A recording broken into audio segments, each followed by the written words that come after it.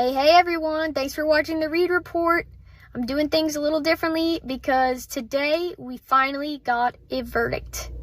A jury has found Karen Reed not guilty on all of the 3 counts, only convicting her of the OUI charge, one of the lesser included.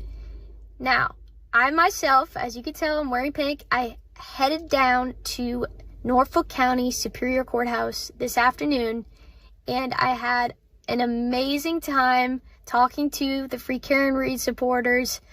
I went around and I got some pics, I got some footage, I saw some familiar faces from the Canton Select Board meetings. I've been watching those locally covered by CCTV, and it was just amazing to see everyone in person, to see everyone so happy. And of course, I was taking a chance by taking the afternoon off, heading down to Dedham, and I was seeing if there was going to be a verdict today, because as you know, the jurors had been deliberating for almost like 3-ish days now, so it was tough. It was a nail biter, I'm not gonna lie to you. It was like, are they actually gonna deliver a verdict? Are they gonna be hung again? I wasn't sure what to expect going down there, but you could tell that there was definitely kind of a swarm situation going on.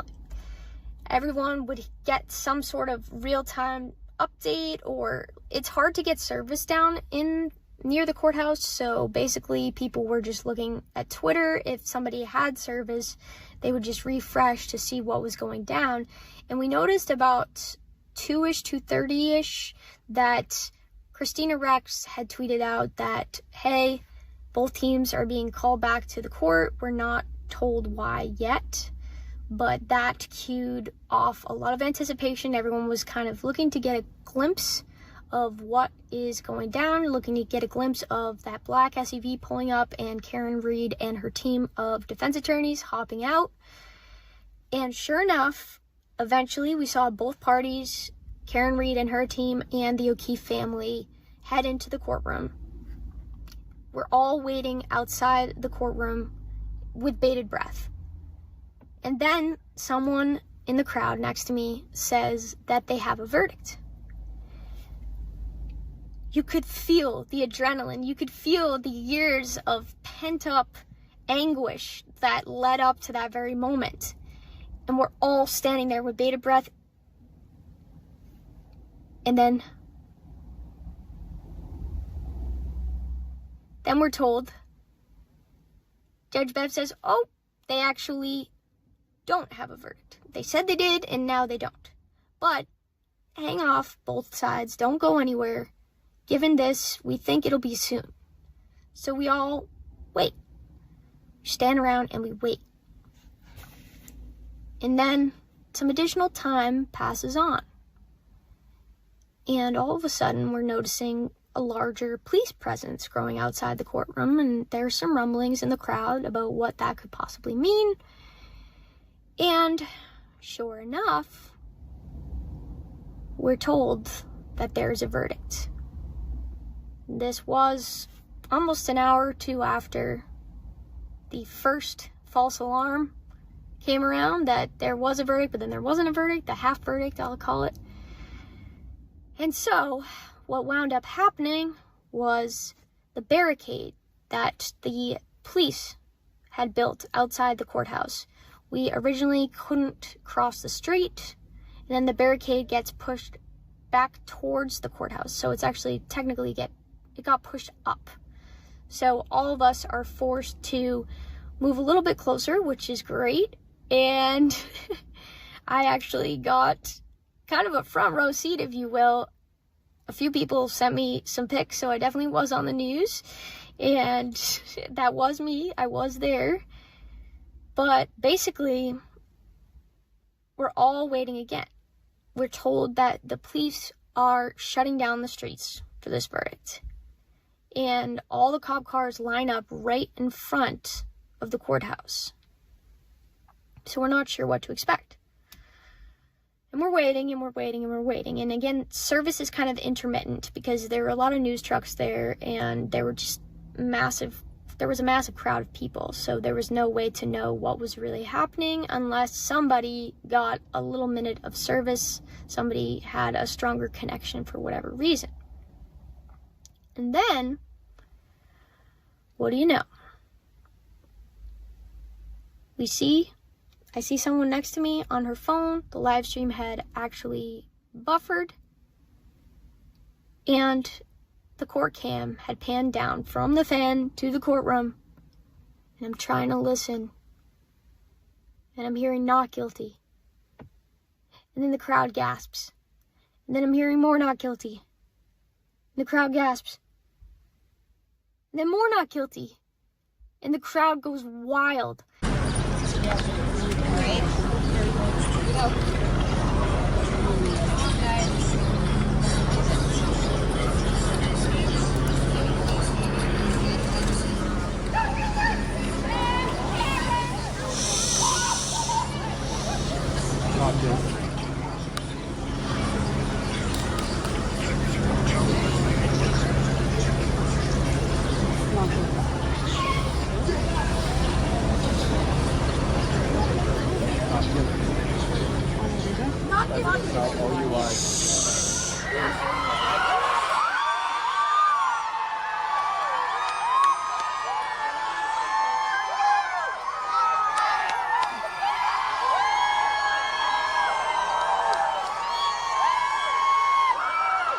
Everyone's just erupting in cheers and free Karen Read or Karen Read is freed.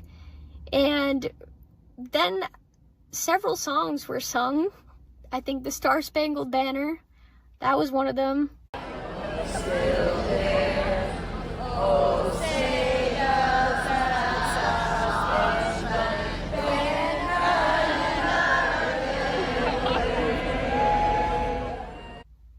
and a couple other random patriotic hymns.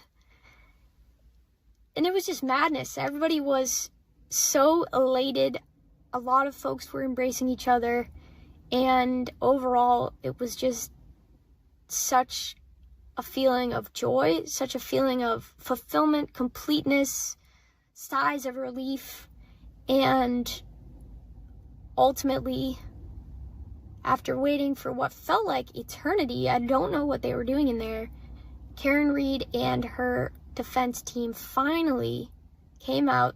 They posed for a perfectly aligned photograph on the courthouse steps, and you couldn't really hear much. You could see Karen with her dad. You could see David Yannetti, Alan Jackson, Bob Alessi grinning triumphantly, flashing the I love you sign to the supporters.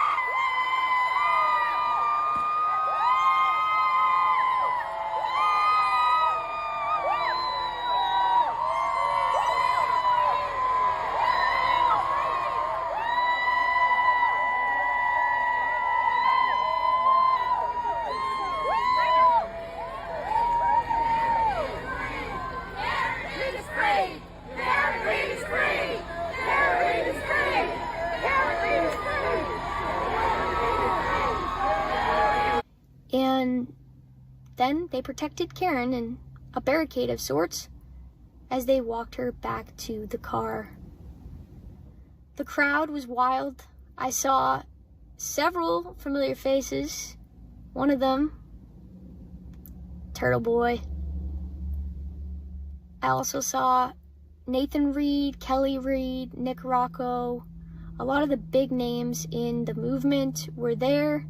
They were full of smiles, and it was such a rare, once-in-a-lifetime experience to feel a part of something that big. And certainly, what an experience it must have been for Karen Read, because that must have been crazy to finally go through all that, go through all the pain and the legal drama, only for justice to finally be served. But, as we know, not everything's cut and dry, and life is a little bit in the black and white. And we know that for John O'Keefe's family, this was not the desired outcome. So, ultimately, what's going to happen next, we don't know. What is Peggy O'Keefe feeling right now? What is Paul O'Keefe feeling right now? What is Karen Reed feeling right now? I'm hopeful that this can bring some sort of resolution, some sort of healing for a community that's been divided by this. And I'm so happy that I got to be there and to tell you guys all about it.